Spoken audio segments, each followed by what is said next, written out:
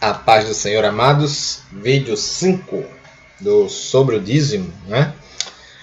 Eu creio que vocês estão gostando, né? E vamos fazer aqui uma pergunta dos internautas, né? Por que se cobrava o dízimo dos sacerdotes? Não vou responder essa, a Bíblia vai falar. Olha só. Malaquias, no tempo de Malaquias, isso. O povo estava voltando, saindo do cativeiro. E a gente vai entrar no período interbíblico depois daqui, que é entre Malaquias e Mateus. Não tem nas Bíblias, porque não tem livros canônicos, porque nesse período interbíblico gerou-se muitos apócrifos. Porém, esses apócrifos, eles têm nas suas escritas, na Bíblia, dá leves citações que eu vou mostrar aqui. Então, eu vou usar um livro aqui, em Malaquias, capítulo 3, versículo do 7 ao 10. Então, do 7 ao 10 diz: Desta época de vossos antepassados vos desviastes das palavras da minha lei, e não as obedecestes. Agora, pois, voltai para mim, e eu me tornarei para vós outros, afirma o Senhor dos Exércitos. Todavia me indagais, olha só, mas de que devemos nos arrepender? A mente do povo estava cauterizada. Eles pensavam que estava servindo a Deus, quando não estava. E é muito perigoso. Hoje existe muito crente, muita pessoa que se diz ser cristão, de todas as religiões, romanas e tudo mais, e diz: eu sou salvo. E na verdade, você só é salvo se a Bíblia diz que é. E aqui eles estão perguntando: de que devemos nos arrepender? Por que eles estão perguntando isso? É por cinismo? Não, eles não sabiam, eles pensavam que estavam andando certo. Aí é onde entra a frase do profeta de Deus, inspirado. Pode um ser humano roubar algo de Deus? A pergunta é aqui, a gente pode interpretar assim. Pode algum ser humano roubar alguma coisa de Deus sem que Deus o saiba? Entendeu aí? No entanto, vocês estão me roubando. E ainda ousam questionar. Ou seja, eles estavam questionando o que devemos, né? Eles aqui, como é que te roubamos? Então, ousam me questionar, porque eles não sabiam, e Deus sabia disso, mas Deus mandou o profeta para falar com dureza contra aquele pecado. Então, era pecado eles estarem negligenciando a prática do dízimo. Ora, nos dízimos e nas ofertas alçadas. Eita, aleluia! Então eles estão dizendo aqui, o profeta está acusando eles de roubo. Estás debaixo de grande maldição, porque me roubais. A nação toda tem me roubado. Então, peraí. Então quem devia dar os dízimos não era o sacerdote? Não. O sacerdote recebia o dízimo. O sacerdote recebia o dízimo. Eles não eram para dar o dízimo. Certo? Eles eram para receber os dízimos. Sacerdote, volto a dizer, que não trabalha. Ele não trabalha. Esse sacerdote aqui, ele não trabalhava. Eles eram exclusivamente do Senhor. Eles não tinham renda. Como é que ele ia dizimar? Então Deus já deixou bem claro. Eu não quero nem que eles trabalhem, para não ter renda. Certo?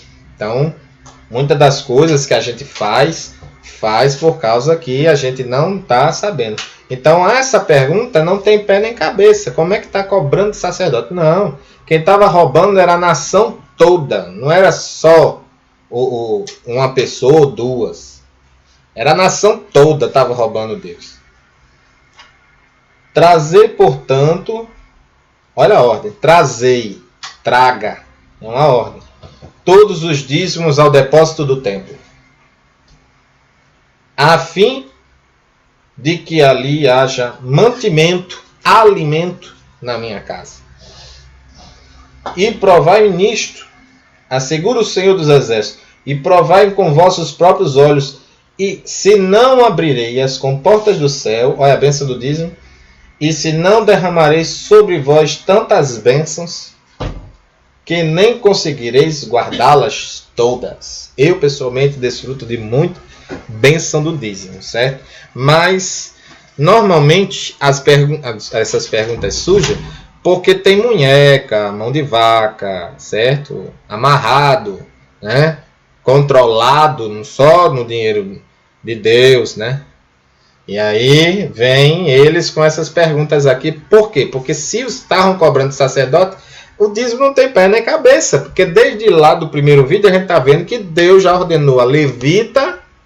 E aí vem os cantores de hoje dizendo que são levitas. Meu amado, você não trabalha exclusivamente só para o canto, não. Se for levita, não. Levita tem que trabalhar na tesouraria, tem que levar a arca, tem que cuidar da conta do templo, tem que fazer tudo pelo templo. E você não pode ter casa própria, você não pode ter nada disso. É levita. Em outro vídeo eu aprofundo e você vai dizer, eu não sou levita. Eu acho que você vai chorar com essa palavra. Porque hoje um levita, principalmente nesse município onde ele está, chamado Natal, sofre. Em outros cantos talvez não, mas aqui, meu amigo, esse negócio de viver pela fé aqui, você sofre, né? Porque Deus não ensina ninguém a ser ingeneroso, a ser amarrado. Deus não ensina, Deus ensina a ser generoso, ajudar o órfão, a viúva, ajudar o irmão primeiramente em dificuldade. E é com o dízimo. E está aqui, preto no branco. Malaquias está falando e eles nem se tocaram. Agora deixa eu dar um aqui que normalmente sai sempre com relação ao livro de Malaquias. Ele dizendo, irmãos, não é demônios aqueles gafanhotos. Vamos ver aqui. Também impedirei que pragas devorem as vossas colheitas. Então vejam bem. As videiras dos campos não perderão seu fruto. Promete Yahvé dos exércitos. Todas as nações os chamarão bem-aventurados, porque a vossa terra será caifetes, maravilhosa. Olha, quem dizima a terra é maravilhosa, irmão. Se você está dizimando, tem outra coisa. Se você está dizimando da maneira correta. Porque se você está dizimando da maneira errada, aí você não vai gozar das bênçãos do Senhor, não. Promete o Senhor dos exércitos. Então vejam bem. No 13 ele diz, vossas palavras têm sido hostis, acusadoras, contra a minha pessoa. Hostis e acusadoras. Quer dizer, muito vil modo de falar, acusando, com maneira zangada. E ainda ouso indagar em que temos falado contra ti. Você veja que o povo estava muito rebelde, né? Com a mente cauterizada. Aqui, o devorador, o migrador, o cortador, eles eram símbolos de dificuldade financeira. Hoje, não nesse texto, mas hoje se sabe que tem demônios que atuam na área financeira. Tem, certo? Tem. Foram vencidos pelo sangue de Jesus. Mas aqui, quem falou que não era migrador, portador, devorador, não era demônios, está certo. Só que aqui ele está falando de uma dificuldade financeira. Porque quando esses insetos atacavam a colheita, o migrador ele tirava a comida de um canto e botava em outro. O cortador ele cortava a folha, o fruto perdia-se a força e ele diminuía. Vai entendendo aí? E o destruidor, o devorador, ele acabava com uma plantação. Então, quando acontece uma dificuldade financeira na sua vida, você acha que é Deus? Ou é você ou é o demônio. Ou é você ou o demônio, certo? Então, amados, tem que se entender isso. Então, quando eles estavam nessa situação aqui, no versículo 18, Deus fala: então vereis outra vez a enorme diferença entre o Tissadik, justo, e o Rachá, maldoso, entre os que servem a Deus e os que não servem. O dízimo é para servir ao Senhor. Então aqui, amados, ainda nesse vídeo que eu disse que ia encerrar o Antigo Testamento, vai ter o período interbíblico, que é o sexto aqui, 5 e 6, período de pós-exílico, né, que vai ser o período de Malaquias, dos profetas, e o interbíblico, aqui já vou dizendo que vou dar uma lida aqui, num livro chamado Período Interbíblico, página 67, que diz assim: além dos fariseus, guardaram preceitos de homens, que Jesus chamou de vã tradição, está lá em Marcos 7, 8 e 9, esses mandamentos de tradição foram registrados e catalogados no Talmud, certo? Que é a tradição oral. Eles colocavam essa tradição, que é o Talmud, certo? De homem acima da lei de Deus. Está lá em Marcos 7, do 1 ao 23. Essas casuísticas multiplicou os preceitos humanos. Então, esse livro Talmud era o que Jesus falava de tradições. Era tradições humanas. Eles pegavam esses mandamentos de tradições e exageravam, certo? Chegaram a ter 613 mandamentos, sendo 248 negativos e 365 positivos. Isso realmente é verdade, está registrado lá. Exageravam em todos os preceitos de sua vazia tradição. Talmud. Jesus diz que amontoavam fardos. Deus é contra a tradição? Não, amado, mas o erro deles é que colocava essa tradição acima da Escritura. Então é por isso que é vazia. Se você pega qualquer tradição sua, brasileira, americana, qualquer uma, e coloca acima da Escritura, a Escritura ela é acima. Os judeus ele tem muitas qualidades, mas nesse período aqui eles estavam muito. Judeu ele evita falar de judeu, né? Ele não vai normalmente falar muito pejorativo, mas ele vai combater a ideia. E aqui eles estavam colocando acima, nos ombros do pobre pecador. Lucas 11, 46. Em duas coisas, olha só esse texto. Carregavam nas cores de suas práticas tradicionalistas o sábado, exageravam, e nos dízimos. Então, no período interbíblico, até a época de Jesus, que a gente vai entrar no Novo Testamento, dizimava-se. Tá certo também? Então, eles estão, aqui está registrando que eles dizimavam. Tanto que eles dizem, aqui tem na Bíblia, eu estou usando esse texto aqui, para que vocês entendam que tem algumas coisas na Bíblia. Mas tem livros apócrifos, que eu não quero citar aqui, porque eu vou falar em outra, que eles têm certas doutrinas lá, umas são certas e outras são erradas, tá certo? Então, continuando. Quanto ao sábado, ordenança mosaica, o sábado só ordena na lei de Moisés. O Gênesis só vai registrar que Deus cessou a obra, que Deus descansou. Deus não mandou até ali guardar nada, certo? Você vai ver Abraão sem guardar sábado, nada, certo? José sem guardar sábado, Jacó sem guardar sábado, certo? Então, só em Moisés, ele legalizou. Moisés escolheu o 7º dia, daquele corrente mês, baseado no que Deus disse, Nissan, que é o primeiro dia, Moisés já determinou que 7 dias à frente ia ser o sábado. Então, vamos lá. Nesse dia não podiam andar mais de 1000 passos.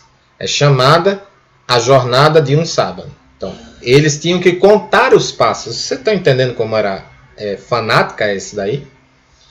Nesse dia não podiam andar mais de 1000 passos. Era a jornada de um sábado.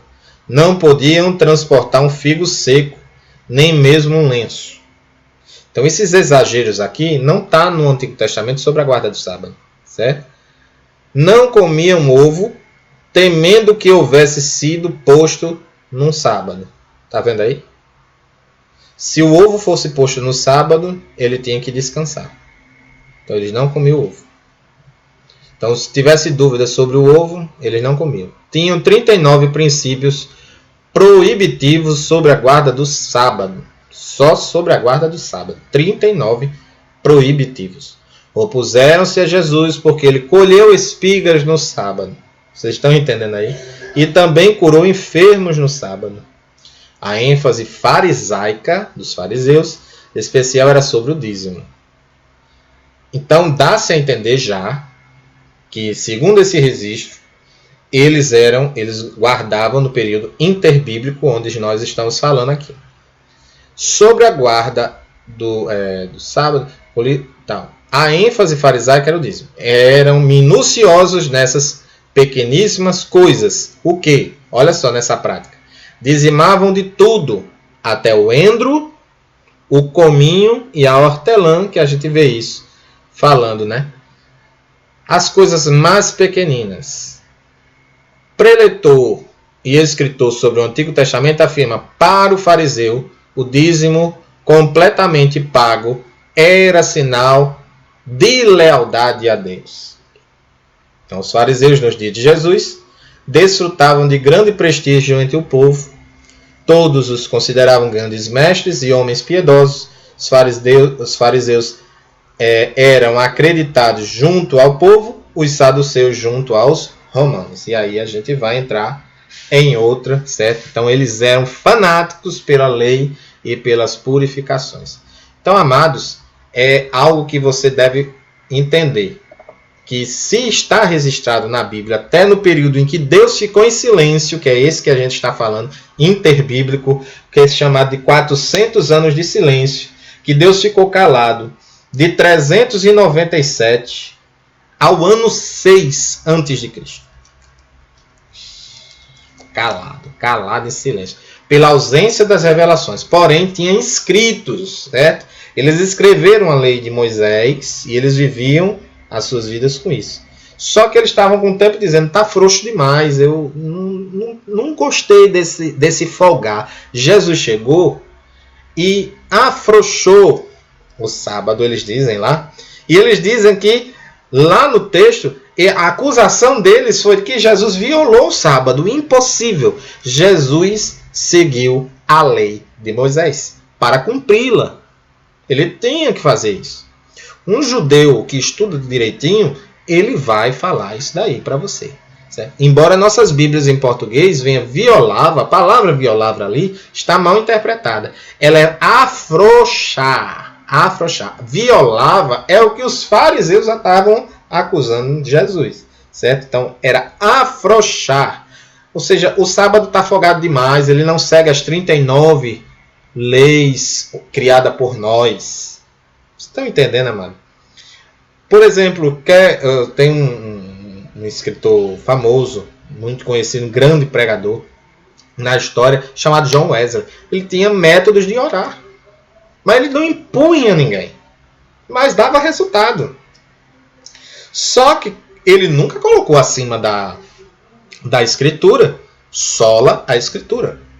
Somente a Bíblia, a Escritura, ela tem autoridade primordial, porque é a boca de Deus falando para mim. Então, os romanos, eles tentam deturpar isso de você. Olha, tem um talãozinho lá na igreja romana, na época que eu fazia, não sei se continua, mas eles chegaram e diziam assim: dê o seu dízimo de R$2. Tá errado, mano. Eles estão ensinando o povo a roubar a Deus. Então, isso daí não é coerente. Você tem que dizimar com fé para que a sua fé seja acreditada como justiça e a sua justiça seja acreditada como misericórdia, e a sua misericórdia seja dada com alegria. Então, é uma coisa, não pode tirar, não. É o mais importante. Justiça, misericórdia e fé. Amém? Então, a paz do Senhor, se inscreva aqui no canal e vamos para o Novo Testamento, vídeo 7. Né? Aliás, vídeo 6, né? Aqui a gente botou 5 e 6. O tema é o vídeo 5. A gente botou 2 temas aqui para interligar. Porque eu não ia falar só sobre o período interbíblico. Aproveitei e dei aqui de